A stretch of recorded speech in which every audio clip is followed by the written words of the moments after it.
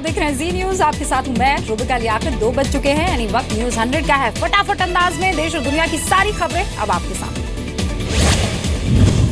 UP में आज शाम 5 बजे थम जाएगा तीसरे चरण का प्रचार। 69 विधानसभा सीटों के लिए 19 फरवरी को डाले जाएंगे वोट। लखनऊ, कानपुर, इटावा, मैनपुरी समेत 12 जिलों में डाले जाएंगे वोट। शिवपाल यादव के साथ कई दिग्गजों के भाग्य का होगा फैसला।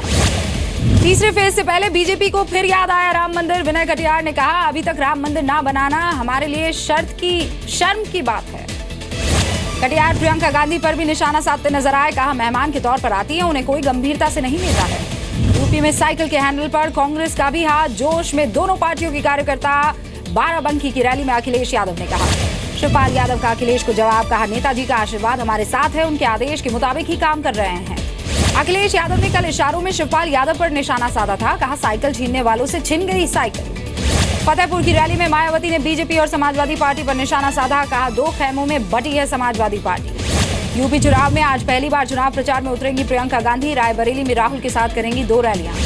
सामाजिक कार्यकर्ता इरोम शर्मिला ने नामांकन दाखिल किया है। मणिपुर के सीएम इबोबी सिंह के खिलाफ लड़ रही है चुनाव। 20 किलोमीटर साइकिल पर चलकर पर्चा भरने के लिए पहुंची Irom Sharmila people's residence and justice alliance की उम्मीदवार है। जनरल विपिन रावत ने कुछ भी गलत नहीं कहा। केंद्रीय मंत्री जितेंद्र सिंह ने की सभी पार्टियों से अपील, सेना को राजनीति से दूर रखें। बेंगलुरु की झील में पानी में बढ़ते पॉल्यूशन की वजह से आग लग गई है। धुएं से घिरी बेलंदूर लेक घंटों की मशक्कत के बाद आग पर काबू पाया गया। केंद्रीय पर्यावरण मंत्री अनिल माधव दवे ने भी झील की आग को बताया गंभीर। कहा, सारे तथ्य सामने आने के बाद उठाए जाएंगे जरूरी कदम।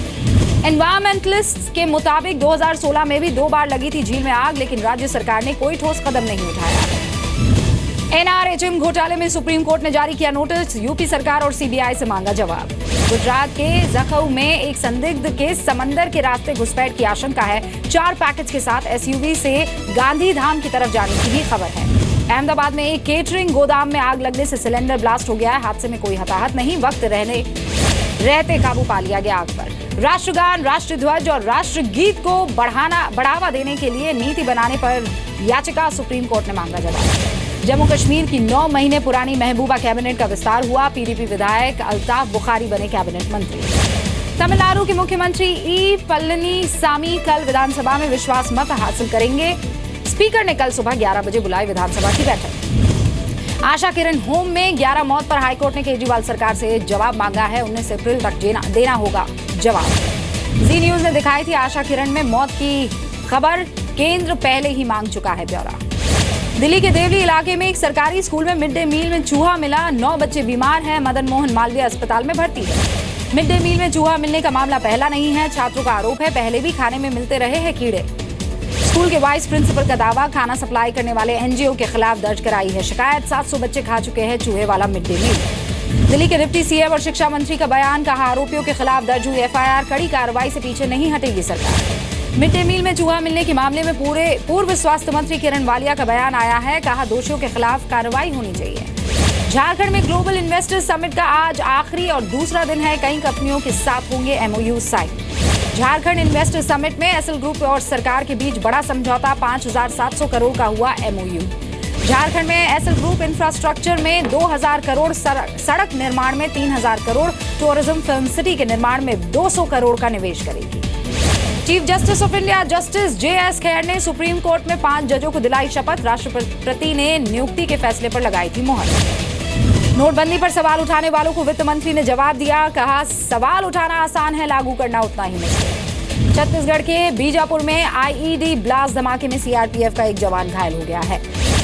वेबवर्क कंपनी के मालिक गिरफ्तार। अनुराग और संदेश को गिरफ्तार कर लिया गया। धोखाधड़ी मामले में नोएडा के एसएसपी से मिलने पहुंचे थे। वाराणसी के महमूरगंज में साड़ी के शोरूम में महिलाओं का हंगामा। 1 रुपए में साड़ी का ऑफर मिलने के बाद जुटी महिलाओं की भीड़।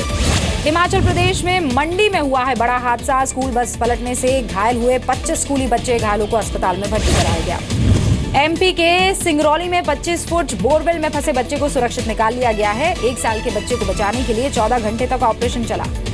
गुजरात के वापी में कथावाचक कीर्तिदान गढ़वी पर भक्तों ने लुटाए रुपए। लोगों ने भले के लिए पैसे खर्च करने का तर्क दिया। दिल्ली बीजेपी के अध्यक्ष और सांसद मनोज तिवारी की कार पर मुंबई में हमला हुआ है। धमकी भरे खत में लिखा था, मुंबई में बीजेपी के लिए नहीं करे प्रचार। बीजेपी अध्यक्ष अमित शाह की संपत्ति हो सार्वजनिक। शिवसेना सांसद राहुल शेवाले ने मांग की है। उद्धव ठाकरे की संपत्ति पर सवाल के बाद हुआ पलटवार। मुंबई के बीएमसी चुनाव में किन्नर भी मैदान में है। इस बार किसी किन्नर को मौका देने की अपील कर रहा है। मध्य प्रदेश की सीधी जेल में एक बुलेरो और बस की जोरदार जिले में टक्कर हो गई है। 5 लोगों की मौत हो गई, 6 लोग गंभीर रूप से घायल हुए हैं। राजस्थान के अलवर में एसीबी ने इनकम टैक्स के एडिशनल कमिश्नर को गिरफ्तार किया है। 10 लाख रुपए की रिश्वत लेने का आरोप है। जोधपुर में रेलवे हॉस्पिटल में डॉक्टर बीआर परिहार को भेजा गया जेल। सीबीआई ने 8,000 रुपए रिश्वत लेते हुए गिरफ्तार किया था। राजस्थान के धौलपुर में महिला ने बदनामी के डर से केरोसिन छिड़क कर खुद को आग लगा दी। शव का पोस्टमार्टम कराने के बाद जांच शुरू हो गई है। राजस्थान के उदयपुर में 2 ट्रकों की भिड़ंत हो गई। आधा दर्जन से ज्यादा मजदूर घायल हो गए। 2 की हालत बहुत सीरियस है।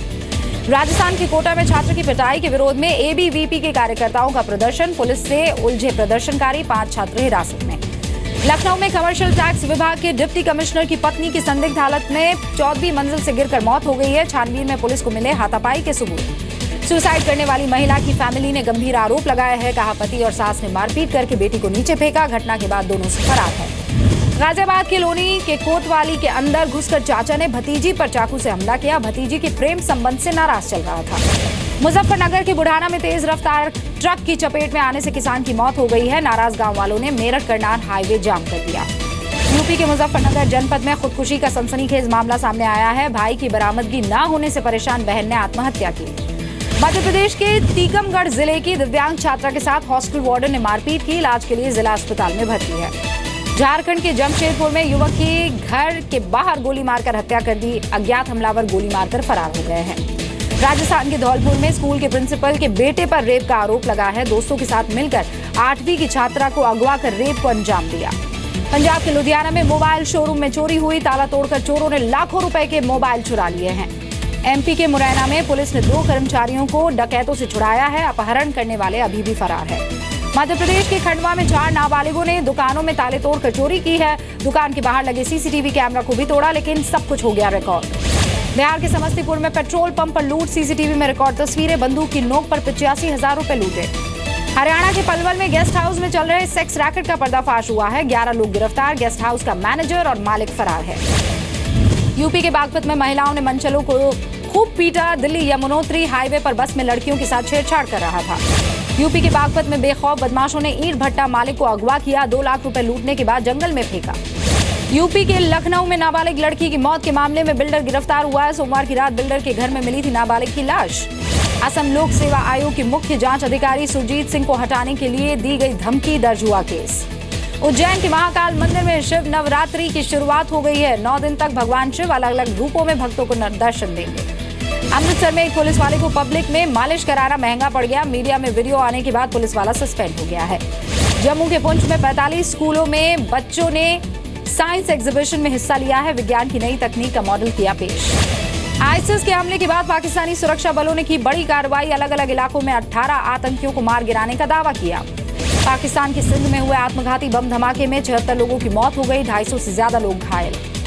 सिंध की दरगाह में धमाके के वक्त सूफी डांस धमाल का आयोजन हो रहा था। आईएसआईएस ने ली है हमले की जिम्मेदारी। दरगाह में गोल्डन गेट से दाखिल हुआ हमलावर ग्रेनेड फेंककर खुद को उड़ा लिया। स्थानीय मीडिया की यह रिपोर्ट है। अमेरिका ने पाकिस्तान की शिया दरगाह पर हुए हमले की निंदा की। कहा दुख की घड़ी में अमेरिका पाकिस्तान के साथ है। पेशावर में पुलिस की गाड़ी पर अज्ञात बंदूकधारियों की अंधाधुंध फायरिंग। 4 पुलिसकर्मियों की मौत हो गई, एक की हालत गंभीर है। अमेरिका के राष्ट्रपति ट्रंप ने एक बार फिर से मीडिया पर निशाना साधा। कहा पहले कभी नहीं देखी ऐसी हालत। रशिया से संबंध को ट्रंप ने बताया फर्जी। कहा मीडिया गैर कानूनी तरीके से खुफिया जानकारी हासिल कर रहा है। अमेरिका में ट्रंप सरकार ने कोर्ट से कहा ट्रैवल बैन में करेंगे बदलाव। देश की सुरक्षा को देखते हुए जल्द कोई रास्ता निकालेंगे। ट्रंप की वीजा नीति का टेक्सास प्रांत ने किया समर्थन। ट्रंप की वीजा नीति का पहली बार किसी राज्य ने समर्थन किया है। इराक की राजधानी बगदाद में कार बम धमाका हुआ। 52 लोगों की मौत हो गई, 50 से ज्यादा लोग जख्मी हैं। मुंबई हमले के मास्टरमाइंड हाफिज सईद को रिहा किया जाए। पाकिस्तान के पूर्व राष्ट्रपति परवेज मुशर्रफ ने मांग की है। आईएसआईएस के आतंकियों को समर्थन देने के आरोप में सऊदी अरब ने 18 लोगों को गिरफ्तार किया है। ऑटोमेटिक हथियार और 20 लाख रियाल नकदी बरामद। पेरिस में एक व्यक्ति की गिरफ्तारी पर जारी है हंगामा। पुलिस के खिलाफ प्रदर्शन के दौरान पुलिस और प्रदर्शनकारियों में भिड़ंत हुई। साउथ अमेरिका के देश बोलीविया के आचाकाची के कई घरों में लूट और आगजनी हुई है। पुलिस को करनी पड़ी बहुत मशक्कत। स्पेन में 64 साल की एक महिला ने जुड़वा बच्चों को जन्म दिया है। दोनों बच्चे स्वस्थ हैं। महिला ने अमेरिका जाकर अपना इलाज कराया था। चीन में एक सड़क हादसे में महिला और उसका बच्चा घायल हुए मौत के मुंह से निकले। गाड़ी को बैक करते हुए ड्राइवर ने काबू खोया कार से। इराक के एक जोड़े ने अरबील के नजदीक शरणार्थी कैंप में शादी रचाई है। 4 महीने पहले इनकी सगाई हुई थी।